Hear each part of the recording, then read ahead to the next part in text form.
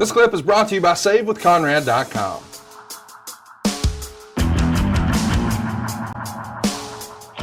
Michael Eldridge writes, had Arn stayed with the WWF and become a singles wrestler, does he think Vince would have ever given him an Intercontinental title run based on that title's great association with the Great Workers? Oh, I don't know. Maybe I would have been honored to have had a run with the Intercontinental title.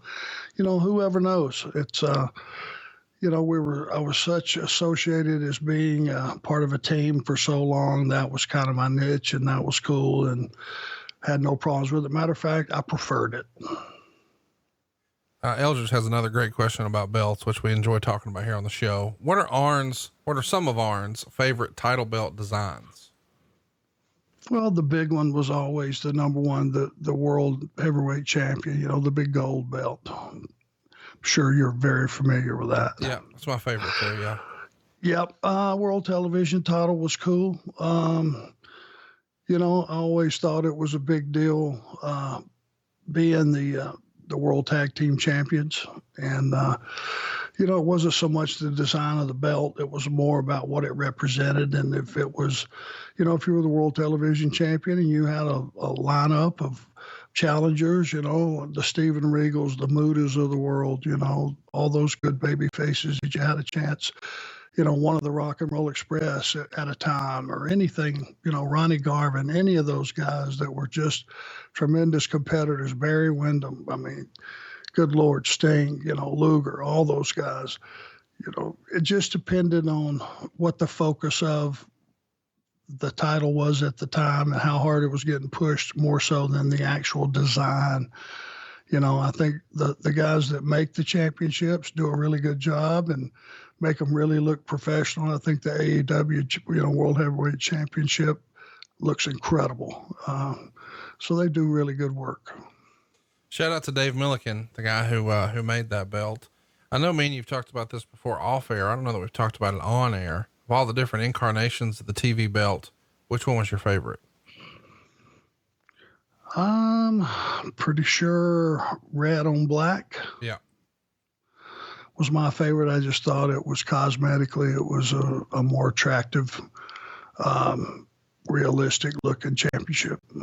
Yeah. One of the all-time favorites of mine as well. It's interesting that it's sort of universally accepted that the Intercontinental title is sort of the second belt in the WWE, but it is the belt that's, mostly been associated with the best wrestlers. So once upon a time, that belt, while the big belt may have been held by Hulk Hogan, that secondary belt was held by Mr. Perfect or Bret Hart or Randy Savage, some of the really great workhorses of the bit, Ricky Steamboat, all those guys.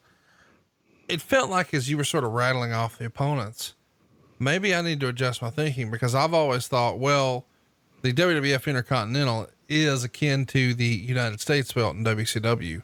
But when you think about the guys who were competing for it, maybe it was the TV title, because maybe the TV title is sort of the WCW equivalent of the Intercontinental. If we go with the reputation is the guys who have this have the best matches. I think you may be right. For whatever reason, the U.S. championship now in the Crockett days, it meant you were the number one contender, right, for the World Heavyweight Championship. That got lost in the shuffle somewhere. It became a secondary belt. And I just think that it wasn't put in a position to be in an angle with two top guys all the time and people talking about it on TV all the time. That's one thing about being the television champion. You knew you were going to get enough wrestling time and you were going to get enough interview time if you could carry both.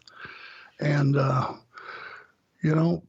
having your mug on TV, on TBS every single week, it kind of gets you out there, and it makes you very recognizable, very marketable, and it just, to me, it was like the Intercontinental Championship is for the WWE. Hey, it's Conrad Thompson. Thanks for checking out the podcast here on YouTube. Be sure to hit the subscribe button and the notifications bell so you get a notice anytime we upload some new content. And go save yourself some money right now. If you're in a 30-year loan or you have credit card debt, it's not a matter of if I can save you money. It's a matter of how much. Find out right now for free at SaveWithConrad.com.